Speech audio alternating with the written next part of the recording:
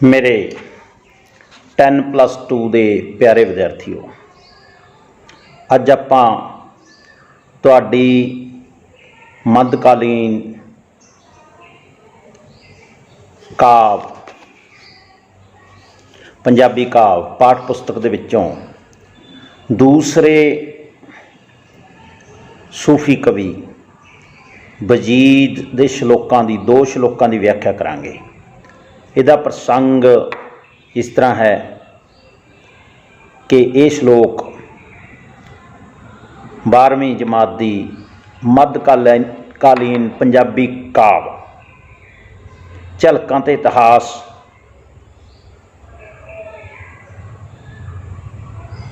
ਪੁਸਤਕ ਵਿੱਚੋਂ ਲਿਆ ਗਿਆ ਹੈ, ਜੋ ਕਿ 94ਵੀਂ ਪੰਜਾਬੀ ਵਿਸ਼ੇ ਦੀ ਪੁਸਤਕ ਹੈ।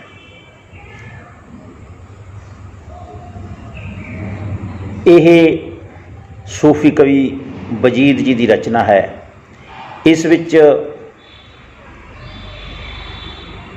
ਇਹ ਦੱਸਿਆ ਗਿਆ ਹੈ ਕਿ ਸਭ ਕੁਝ ਚੰਗਾ ਜਾਂ ਮਾੜਾ ਮਨੁੱਖ ਦੇ ਪਿਛਲੇ ਕਰਮਾਂ ਦੇ ਅਨੁਸਾਰ ਉਸ ਪਰਮਾਤਮਾ ਦੀ ਮਰਜ਼ੀ ਦੇ ਅਨੁਸਾਰ ਹੀ ਹੋ ਰਿਹਾ ਹੈ।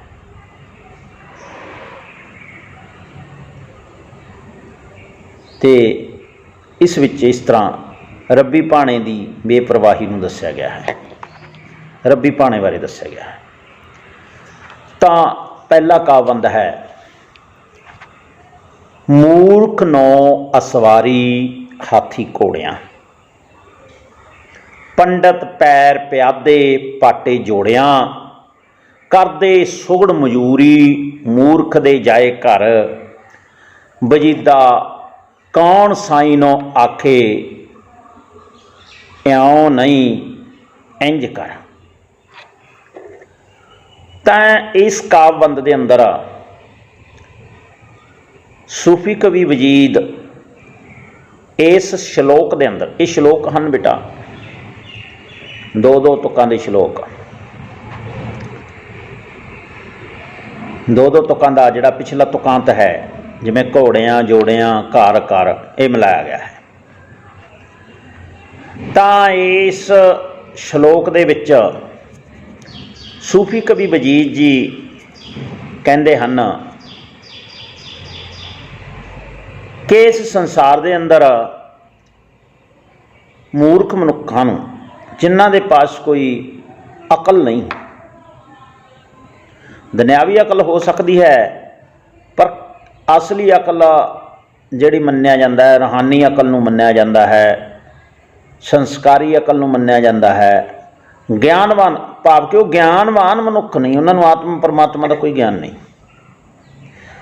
ਸਿਰਫ ਜਿਸ ਤਰ੍ਹਾਂ ਪਸ਼ੂ ਹੱਕਣ ਵਾਲਾ ਹੁੰਦਾ, ਡੰਡੇ ਨਾਲ ਹੱਕੀ ਜਾਂਦਾ, ਇਸ ਤਰ੍ਹਾਂ ਦਾ ਉਹਨਾਂ ਦਾ ਜੀਵਨ ਹੈ। ਉਹ ਆਪਣੀ ਜ਼ਿੰਦਗੀ ਨੂੰ ਹੱਕੀ ਜਾਂਦੇ ਨੇ, ਆਪਣੀ ਦੁਨਿਆਵੀ ਅਕਲ ਨੂੰ ਵੱਡੀ ਕਰਕੇ ਜਾਣਦੇ ਨੇ। ਉਹਨਾਂ ਨੂੰ ਮੂਰਖ ਕਹੇ। ਮੂਰਖ ਲੋਕ ਜਿਸ ਤਰ੍ਹਾਂ ਸਦਾ ਸੁਖ ਸੌਂਦੇ,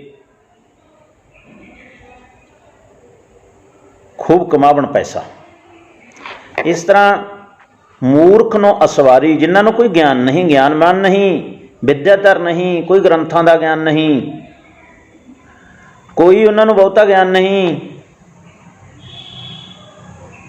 ਉਹਨਾਂ ਨੂੰ ਇਹ ਪਰਮਾਤਮਾ ਅਸਵਾਰੀਆਂ ਮਿਲਦੀਆਂ ਨੇ, ਸਵਾਰੀਆਂ ਮਿਲਦੀਆਂ ਨੇ, ਚੜ੍ਹਨ ਨੂੰ ਜਾਣ ਵਾਲੇ ਸਾਧਨ ਮਿਲਦੇ ਨੇ। ਉਸ ਟਾਈਮ ਦੇ ਕਿਹੜੇ ਸਾਧਨ ਸੀ? ਅੱਜ ਕੱਲ੍ਹ ਮੋਟਰ ਕਾਰਾਂ, ਬੱਸ, ਟਰੱਕ, ਹਵਾਈ ਜਹਾਜ਼ ਨੇ। ਉਸ ਟਾਈਮ ਦੇ ਵਿੱਚ ਜਦੋਂ ਇਹ ਮਸ਼ੀਨੀ ਯੁੱਗ ਨਹੀਂ ਸੀ, ਹਾਥੀ ਘੋੜੇ ਇਹ ਵੱਡੀਆਂ ਸਵਾਰੀਆਂ ਮੰਨੀਆਂ ਜਾਂਦੀਆਂ ਸਨ।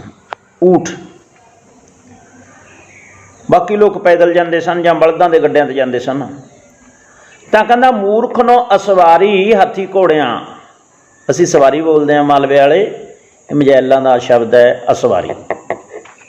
ਮੂਰਖਾਂ ਦੇ ਚੜ੍ਹ ਕੇ ਜਾਣ ਨੂੰ ਉਹਨਾਂ ਕੋਲੇ ਸਵਾਰੀ ਹੈ ਜਿਨ੍ਹਾਂ ਕੋਲੇ ਅਕਲ ਨਹੀਂ ਹੈ, ਦੁਨੀਆ ਦਾ ਕੋਈ ਬਹੁਤਾ ਗਿਆਨ ਨਹੀਂ ਉਹਨਾਂ ਨੂੰ ਹੈਗਾ, ਜ਼ਿੰਦਗੀ ਦੇ ਪ੍ਰਤੀ ਬਹੁਤੀ ਡੂੰਘੀ ਸਮਝ ਨਹੀਂ ਹੈਗੀ, ਬਹੁਤੇ ਸ਼ਾਸਤਰਾਂ ਵੇਦਾਂ ਗ੍ਰੰਥਾਂ ਦਾ ਕੋਈ ਗਿਆਨ ਨਹੀਂ ਉਹਨਾਂ ਕੋਲੇ, ਆਤਮਾ ਪਰਮਾਤਮਾ ਦੀ ਤਾਂ ਗੱਲ ਹੀ ਬੜੀ ਦੂਰ ਹੈ। ਉਹ ਮੂਰਖ ਲੋਕ ਨੇ ਜਿਹੜੇ ਬਸ ਪੈਸਾ ਕਮਾਉਣ ਜਾਣਦੇ ਨੇ ਜਾਂ ਖਾਣ ਤੇ ਪਹਿਨਣ ਜਾਣਦੇ ਨੇ। ਉਹਨਾਂ ਨੂੰ ਤੈਂ ਮੌਜ ਕਰਾ ਰੱਖੀ ਹੈ, ਹਾਥੀ ਤੇ ਘੋੜੇ ਚੜ੍ਹਨ ਨੂੰ ਦੇ ਰੱਖੇ ਨੇ, ਉਹਨਾਂ ਨੂੰ ਰਾਜੇ ਵਜ਼ੀਰ ਬਾਦਸ਼ਾਹ ਬਣਾ ਰੱਖਿਆ ਹੈਗਾ। अमीर लोग ने वो जिहड़े हाथी ते घोड़ियां की सवारी करते हैं। पर दूसरे पासे पंडित, पंडित किस नूं कहे जो ज्ञानवान है, वेद शास्त्र पढ़िया होया है, आत्म परमात्मा का ज्ञान है, अगले पिछले संसार का ज्ञान है, जिंदगी के प्रति बड़ी डूंगी समझ है, जिन्हों लोग सलाहां भी लेंदे ने। उन्हां पैर प्यादे, पंडित पैर प्यादे, प्यादे का अर्थ की है? प्यादे आम तौर पर फौज के विच वरत्या जाता शब्द है, घोड़सवार फौज और जिहड़े पैदल लड़ते हैं उन्होंने प्यादे कहा जाता है। प्यादे का मतलब पैदल, पंडित पैर प्यादे, पंडितां दे पैर पैदल ने, पंडित तो तुर के सफर करते हैं, उन्होंने कोले उपजीविका इन्नी है ही नहीं। ज्ञानवान, पंडित का भाव इत्थे ज्ञानवान मनुख, जिहड़े बुद्धिमान, असल मायनिਆਂ ਦੇ ਵਿੱਚ बुद्धिमान मनुख ने, जिन्हां दे कोले जीवन का ज्ञान है, जीवन की सोझी है, चंगा की है माड़ा की है, इस गल की सोझी है। उन्होंने पैर प्यादे ने, वो पैदल ने, वो पैदल तुर के जाते हैं, पाटे जोड़े, उन्होंने पैरों च भी पाटे जोड़े ने, गरीबी है उन्होंने कोले, पैरों च भी उन्होंने पाटे जोड़े क्योंकि गरीबी है। किसी ने कोई उन्होंने कोई दान देता या फकीर ने जिन्होंने ज्ञान होंदा सारा, किसी ने उन्होंने कोई वस्त्र देता नहीं दिता ना दिता, जोड़ा पहनने नूं नंगे पैर भी ने।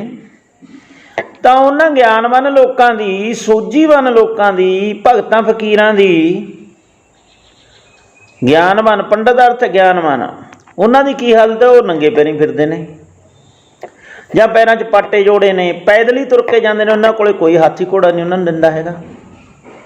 पर जिहड़े सिर्फ कमाउण ते खाण जाणदे ने, होर कोई ज्ञान उन्होंने कोले है नहीं गा, वो ऐसा करते हैं, उन्होंने कोले हाथी घोड़े दे रखे ने परमात्मा। तो ये तेरी कही जी खेड है?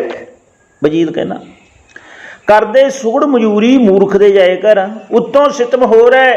जिहड़े सुगड़ ने, सुगड़ का अर्थ है सियाणे, सोझीवान, ज्ञानवान, जिहड़े पंडित, जिहड़े सुगड़ ने, वो तो मूर्खां दे घर जाके, इन्हां अमीर मूर्खां दे घर जाके मजदूरी करते हैं, सोझीवान मजदूरियां करते हैं। अज भी यो हाल है। अज्ञानी लोग राज करते हैं, ज्ञानवान लोग मजदूरियां करते हैं। वो तो मूर्खां दे घर जाके मजदूरियां करते हैं जिहड़े सोझीवान ने। यही जी खेड परमात्मा तो यह बना रखी है सृष्टि की, संसार की। करदे सुगड़ मजूरी मूर्ख दे जाए कर, वजीदा कौन साईं नूं आखे ऐं नहीं इंज कर। पर इत्थे वजीद जी कहंदे ने मूर्खां दे कोले हाथी घोड़ियां दी सवारियां ने, पंडित पैदल पैर पाटे जोड़ियां नाल तुरदे ने, सुगड़ सियाणे लोग मूर्खां दे जाके घरे जाके मजदूरियां करदे ने। पर ये तो परमात्मा की खेड, परमात्मा की रजा, परमात्मा के भाणे अंदर हो रहा है। वजीदा कौन साईं नूं आखे, उस साईं, साईं का मतलब मालक, परमात्मा, परमेश्वर, अल्लाह, गॉड, वाहिगुरू, उन्होंने केड़ा कह सकता है ऐं नहीं इंज कर, भी भाई ऐ नहीं तू ऐं कर, साडी मर्जी ते नहीं चलता, उहदी अपनी मर्जी है। पूर्वले कर्मां के अनुसार जीव जंत ने जिहड़े फल भोग रहे हैं वो भुगता रहा हैगा, तां कोई कह नहीं सकता भी तू इस तरह नहीं इस तरह कर। उस दे भाणे विच ਉਹਦੀ ਕਿਸੇ ਦੇ ਉੱਤੇ ਮਿਹਰ ਹੋ ਰਹੀ है, किसी के उत्ते ਉਹਦਾ कहर वरत रहा है। कोई ਉਹਦੇ ਭਾਣੇ अनुसार दुखी है, कोई ਉਹਦੇ ਭਾਣੇ अनुसार सुखी है। पर संसार की सच्चाई ये है भी ज्ञानवान औखे ने, अज्ञानी लोग सुखी ने। मूर्ख लोग सदा सुख सौंदे, खूब कमावन पैसा, प्रेम ना जानन कैसा। तो इस तरह इस संसार की सच्चाई और उस परमात्मा के भाणे नूं वजीद, सूफी कवि वजीद जी वर्णन करते हैं। इसका भाव अर्थ यही है भी इत्थे अज्ञानी लोग सुखी ने, ज्ञानी दुखी ने। पर परमात्मा के भाणे विच हो रहा है, परमात्मा के उत्ते किसी का कोई जोर नहीं, उन्होंने कोई कह नहीं सकता भी इस तरह नहीं इस तरह कर, क्योंकि वो अपनी मर्जी अनुसार चलता है, साडी मर्जी अनुसार नहीं चलता। अगला काबंद है, चोरां दे घर वग सुमानस घाएंदे, भय अमान ठग जुफाहे पाएंदे। एक कुदरत तेरी बरते रब्बा तुद कर, ਵਜੀਦਾ ਕੌਣ ਸਾਹਿਬ ਨੂੰ ਆਖੇ, ਇਉਂ ਨਾਈ ਇੰਜ ਕਰ, ਅੰਜ ਕਰ।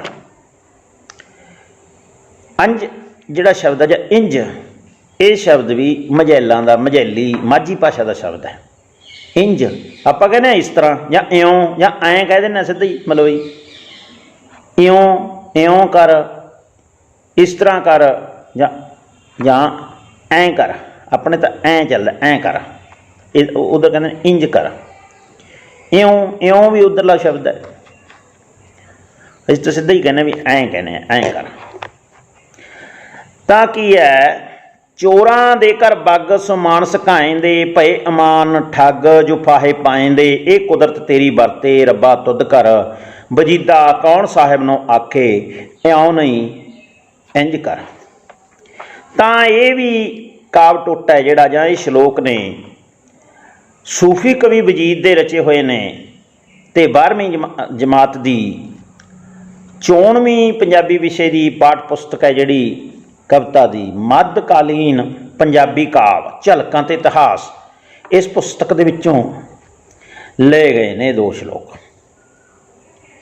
ਅਤੇ ਇਹਦੇ ਵਿੱਚ ਵੀ ਇਹ ਦੱਸਿਆ ਵੀ ਜੀਵਾਂ ਦੇ ਉੱਤੇ ਬਖਸ਼ਿਸ਼ਾਂ ਜਾਂ ਮਿਹਰਾਂ ਜਾਂ ਜ਼ਬਰ ਜਾਂ ਕਹਿਰ, ਕਹਿਣ ਦਾ ਮਤਲਬ ਜੀਵਾਂ ਨੂੰ ਸੁੱਖ ਮਿਲਦਾ ਜਾਂ ਦੁੱਖ ਮਿਲਦਾ ਹੈ, ਉਹ ਪਰਮਾਤਮਾ ਦੇ ਭਾਣੇ ਅਨੁਸਾਰ ਹੀ ਹੋ ਰਿਹਾ ਹੈ। ਕਿਸ ਤਰ੍ਹਾਂ ਜੀਵਾਂ ਦਾ ਹਾਲਾਤ ਬਿਆਨ ਕੀਤਾ, ਕੀ ਉਹਨਾਂ ਨਾਲ ਹੋ ਰਿਹਾ ਹੈ, ਅਤੇ ਰੱਬ ਦੀ ਮਰਜ਼ੀ ਅਨੁਸਾਰ ਹੋ ਰਿਹਾ, ਅਤੇ ਉਸ ਪਰਿਪੂਰਨ ਮਾਲਕ ਨੂੰ, ਪਰਮਾਤਮਾ ਨੂੰ ਕੋਈ ਕਹਿ ਨਹੀਂ ਸਕਦਾ। ਉਹਦੇ ਉੱਤੇ ਸਾਡਾ ਹੁਕਮ ਨਹੀਂ ਚੱਲਦਾ, ਉਹਦਾ ਹੁਕਮ ਸਾਡੇ ਉੱਤੇ ਚੱਲ ਰਿਹਾ ਹੈ। ਤਾਂ ਇਹਦੀ ਵਿਆਖਿਆ ਸੂਫੀ ਕਵੀ ਵਜੀਦ ਜੀ ਕਹਿੰਦੇ ਨੇ, ਚੋਰਾਂ ਦੇ ਘਰ ਬੱਗ ਜੋ ਮਾਨਸ ਘਾਏ ਦੇ, ਘਾਏ ਦੇ। ਜਿਹੜੇ ਚੋਰ ਨੇ, ਠੱਗ ਨੇ, ਉਹਨਾਂ ਦੇ ਘਰੇ ਪਸ਼ੂਆਂ ਦੇ ਬੱਗ ਫਿਰਦੇ ਨੇ। ਉਹਨਾਂ ਦੇ ਘਰੇ ਗਾਈਆਂ ਦਾ ਘਾਟਾ ਨਹੀਂ, ਦੁੱਧ ਦੇਣ ਵਾਲੀਆਂ ਦਾ। ਉਹਨਾਂ ਦੇ ਘਰੇ ਮੱਝਾਂ ਦਾ ਘਾਟਾ ਨਹੀਂ, ਚੜ੍ਹਕੇ ਜਾਣ ਨੂੰ ਬਲਦਾਂ ਦਾ, ਘੋੜਿਆਂ ਦਾ ਘਾਟਾ ਨਹੀਂ। ਹਾਥੀ ਵੀ ਉਹਨਾਂ ਕੋਲੇ ਨੇ, ਪਹਿਲੇ ਬੰਦ ਦੀ ਤਰ੍ਹਾਂ ਹੀ ਦੱਸਿਆ। ਪਰ ਉਹਨਾਂ ਦਾ ਕਰਮ ਕੀ ਹੈ, ਜੋ ਮਾਨਸ ਘਾਏ ਦੇ, ਜਿਹੜੇ ਮਨੁੱਖਾਂ ਦੇ ਕਤਲ ਕਰਦੇ ਨੇ। 2 ਤਰੀਕੇ ਨਾਲ ਕਤਲ ਕਰਨਾ, ਇੱਕ ਜਾਨ ਤੋਂ ਮਾਰ ਦਿੰਦੇ ਨੇ, ਦੂਸਰਾ ਉਹਨਾਂ ਦਾ ਧਨ ਲੁੱਟ ਕੇ ਉਹਨਾਂ ਨੂੰ ਮਾਨਸਿਕ ਤੌਰ 'ਤੇ ਕਤਲ ਕਰ ਦਿੰਦੇ ਨੇ। ਗਰੀਬਾਂ ਦਾ ਖੂਨ ਚੂਸ ਰਹੇ ਨੇ, ਭਾਗੋ ਵਰਗੇ, ਜਿਸ ਨੂੰ ਗੁਰੂ ਨਾਨਕ ਦੇਵ ਜੀ ਨੇ, ਜਿਹਦੀ ਪੂੜੀ ਦੇ ਵਿੱਚੋਂ ਲਹੂ ਚੋਂਦਾ ਦਿਖਾਇਆ ਸੀ, ਔਰ ਕਿਰਤੀ ਭਾਈ ਲਾਲੋ ਦੀ ਕੋਧਰੇ ਦੀ ਰੋਟੀ 'ਚੋਂ ਦੁੱਧ ਚੋਂਦਾ ਦਿਖਾਇਆ ਸੀ। ਉਹ ਕਿਰਤ ਦੀ ਮਿਹਨਤ ਦੀ ਰੋਟੀ ਸੀ, ਉਹ ਲੋਕਾਂ ਦਾ ਚੂਸਿਆ ਹੋਇਆ ਖੂਨ ਸੀ। ਉਹਨਾਂ ਨੂੰ ਕਤਲ ਕਰਕੇ ਜਾਂ ਉਹਨਾਂ ਦੀਆਂ ਜਾਇਦਾਦਾਂ ਲੁੱਟ ਕੇ, ਜਾਂ ਕਿਸੇ ਵੀ ਤਰੀਕੇ ਨਾਲ ਉਹਨਾਂ ਦਾ ਧਨ ਲੁੱਟ ਕੇ। ਤਾਂ ਜਿਹੜੇ ਇਸ ਤਰ੍ਹਾਂ ਦੇ ਲੋਕ ਨੇ, ਜਿਹੜੇ ਮਾਨਸਾਂ ਨੂੰ ਘਾਏ ਦੇ ਵੀ ਜਿਹੜਾ ਮਾਝੀ ਦਾ ਸ਼ਬਦ ਹੈ, ਮਨੁੱਖਾਂ ਨੂੰ ਕਤਲ ਕਰ ਦਿੰਦੇ ਨੇ, ਉਹਨਾਂ ਦਾ ਧਨ ਲੁੱਟ ਲੈਂਦੇ ਨੇ। ਉਹਨਾਂ ਦੇ ਘਰੇ ਪਸ਼ੂਆਂ ਦੇ, ਹਾਥੀ ਘੋੜਿਆਂ ਦੇ, ਮੱਝਾਂ ਗਾਵਾਂ ਦੇ ਬਾਗੀ ਨੇ, ਤਵੇਲੇ ਉਹਨਾਂ ਦੇ ਭਰੇ ਪਏ ਨੇ। ਦੁੱਧ ਦਾ ਕੋਈ ਘਾਟ ਨਹੀਂ, ਦੁੱਧ ਦੀ ਚੜ੍ਹਕੇ ਜਾਣਾ ਸਵਾਰੀਆਂ ਦੀ ਕੋਈ ਘਾਟ ਨਹੀਂ। ਭਏ ਅਮਾਨ ਠੱਗ ਜੋ ਫਾਹੇ ਲਾਏਂਦੇ, ਉੱਤੋਂ ਸਿਸਟਮ ਕੀ ਹੈ ਵੀ ਉਹ ਜਿਹੜੇ ਠੱਗ ਨੇ, ਉਹ ਸੱਜਣ ਕਹਾ ਰਹੇ ਨੇ, ਇਮਾਨਦਾਰ ਕਹਾ ਰਹੇ ਨੇ ਵੀ ਤਾਂ ਬੜੇ ਇਮਾਨਦਾਰ ਨੇ, ਅੰਦਰੋਂ ਇਸ ਤਰ੍ਹਾਂ ਕਰ ਰਹੇ ਨੇ ਆਪਣਾ ਕਰਮ। ਇਹੋ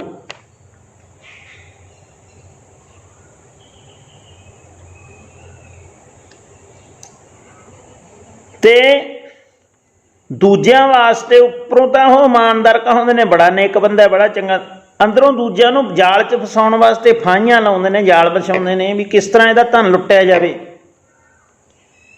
ਕਤਲ ਕਰਦੇ ਨੇ, ਦੂਜਿਆਂ ਵਾਸਤੇ ਫਾਹੇ ਲਾਉਂਦੇ ਨੇ। ਜਿਵੇਂ ਸੱਜਣ ਠੱਗ ਸੀ, ਉੱਤੋਂ ਸੱਜਣ ਬਣਿਆ ਹੋਇਆ ਸੀ, ਪਰ ਅੰਦਰੋਂ ਜਦੋਂ ਉਹਦੀ ਸਰਾਂ 'ਚ ਕੋਈ ਰਾਹੀ ਆਉਂਦਾ, ਰਾਤ ਨੂੰ ਉਹਨੂੰ ਮਾਰ ਕੇ ਖੂਹ 'ਚ ਸਿੱਟ ਦਿੰਦਾ, ਉਹਦਾ ਧਨ ਲੁੱਟ ਲੈਂਦਾ। ਉੱਤੋਂ ਉਹਦਾ ਇਹ ਸੀ ਵੀ ਬੜਾ ਸੱਜਣ ਹੈ ਜੀ, ਇਹਨੇ ਤਾਂ ਆਉਂਦੇ ਜਾਂਦੇ ਰਾਹੀਆਂ ਨੂੰ ਪਿੰਡ ਤੋਂ ਬਾਹਰ ਇੱਕ ਬੜੀ ਸੋਹਣੀ ਸਰਾਂ ਬਣਾ ਰੱਖੀ ਹੈ। ਤਾਂ ਇਸ ਤਰ੍ਹਾਂ ਜਿਹੜੇ ਇਮਾਨਦਾਰ ਲੋਕ ਬਣੇ ਹੋਏ ਸੀ, ਪਰ ਅੰਦਰੋਂ ਠੱਗ ਸੀਗੇ, ਅਤੇ ਦੂਜਿਆਂ ਨੂੰ ਫਾਹੀਆਂ ਦੇ ਵਿੱਚ, ਜਾਲ ਦੇ ਵਿੱਚ ਫਸਾ ਕੇ ਉਹਨਾਂ ਦਾ ਧਨ ਲੁੱਟ ਲੈਂਦੇ। ਇਸ ਤਰ੍ਹਾਂ ਦੇ ਲੋਕ ਨੇ ਵਜੀਦ ਜੀ ਦੇ ਸਮੇਂ ਵਿੱਚ ਸੀ, ਅੱਜ ਵੀ ਉਹੀ ਕੁਛ ਹੈ। ਇਹ ਕੁਦਰਤ ਤੇਰੀ ਵਰਤੇ ਰੱਬਾ ਤੁਧ ਘਰ, ਪਰਮਾਤਮਾ ਕਹਿੰਦਾ ਇਹ ਤੇਰੀ ਕੁਦਰਤ ਵਰਤ ਰਹੀ ਹੈ। ਹੇ ਪਰਮਾਤਮਾ, ਤੁਧ ਘਰ, ਤੇਰੇ ਘਰ ਵਿੱਚ, ਤੇਰੀ ਇਸ ਸ੍ਰਿਸ਼ਟੀ ਦੇ ਵਿੱਚ, ਤੇਰੇ ਇਸ ਰਚੇ ਸੰਸਾਰ ਦੇ ਵਿੱਚ परमात्मा ये तेरी कुदरत वरत रही है, तेरी खेड़ वरत रही है, खेड़ बनाई हुई है भी झूठे इत्थे सच्चे ते ईमानदार बने हुए ने, वो ऐशा करते हैं, वो चाहे मनुखों के कतल करते हैं, चाहे तरह तरह के जाल विछा के उन्होंने लुटते हैं। ये कुदरत तेरी वरते रब्बा तुद कर, तेरे घर का ये अंदर ये भाणा वरत रहा है परमेश्वर, ये खेड़ वरती है, तेरा भाणा है, ये कलयुगी खेड़ है, कलयुग का लक्षण है। वजीदा कौन साहिब नूं आखै इउं नहीं इंज कर, ते सूफी कवि वजीद जी कहते हैं भी उस साहिब नूं परमेश्वर नूं उहदी खेड़ दे विच असीं खेडी जा रहे हैं, दुख जां सुख भोगी जा रहे हैं, पर उहदे ते साडा हुक्म कोई नहीं चलदा। उहनूं कौन कह सकदा है भी तूं ऐ नहीं ऐ कर, नहीं, ये दुख सुख उहदे भाणे दे अंदर हो रहा है, इहनूं कोई बदल नहीं सकदा। ये बाबा फरीद जी कह रहे हैं रब्बी भाणे दे विच आके, जिहड़ी रजा दे विच आके इस तरह उसका भाणा वरत रहा है, वो मनना पैंदा है। हाँ, मनुखी तौर पर असीं अपने यतन करते रहंदे हाँ इस भाणे नूं बदलण दे वास्ते, असीं अपने यतन, और सानू गुरु महाराज ने भी यही दस्सिया भी यतन करने ने, पर हो सब उहदा सब कुछ वरत है तेरा भाणा। इस तरह वजीद जी सानू परमेश्वर के भाणे बारे दस रहे ने ते समझा रहे ने, क्योंकि फकीर लोग तो उहदी रजा दे विच जो रुखा सुखा मिलिया छक लिया खा लिया, अपने यत्नां ते बहुता भरोसा नहीं करते। पर महाराज ने सानू उपदेश दिता है, भारी भजन को भारी भरोसो, भी भाई परमेश्वर का बल जिथे है, परमेश्वर की कृपा जिथे है, उत्थे अपने बल दे देह दे बल दे उत्ते भी भरोसा रखना है। तो इस तरह गुरमत ते सूफी काव्य दे विच फर्क है, पर वजीद जी इत्थे उस रब्बी भाणे नूं दस रहे ने। धन्नवाद।